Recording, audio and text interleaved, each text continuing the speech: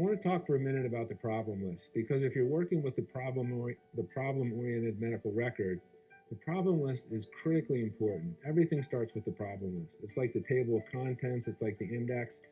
When you know a patient's problems, every problem, and you list them, and then when you do an assessment plan of every problem, that's really the key to documenting well, and it's also the key to being a high quality physician, because how you document determines how you think, and how you think determines what kind of care you provide. And it all starts with that problem list. After you've done the history and the physical, you develop a number of problems. The problem might be chest pain, the problem might be heart failure, but the problem might also be, hey doc, I'm a little depressed, I don't feel so well, or hey doc, I have this little hangnail on my toe. Everything's a problem that needs to be solved. And it may not be an important problem in terms of they're going to die from it, but it's important to that patient.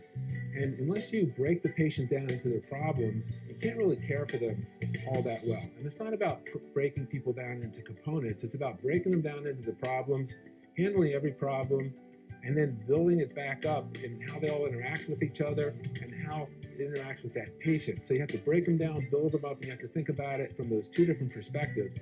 But problem lists are critically important. And as you remember, when we talked about the history of the physical, when we talked about the progress note, when we talked about the discharge summary, when we talked about consultation notes, everything is based on the problem list, because the problem list is your opportunity to link all the dots together. How do they relate? How do they interact? And what does that mean? Because anybody can do an inventory. Anybody can list a bunch of problems. But it takes a physician, a good physician, to be able to find the connections and find the patterns and then come up with a diagnosis and come up with a treatment plan. And the problem list is critically important to doing this.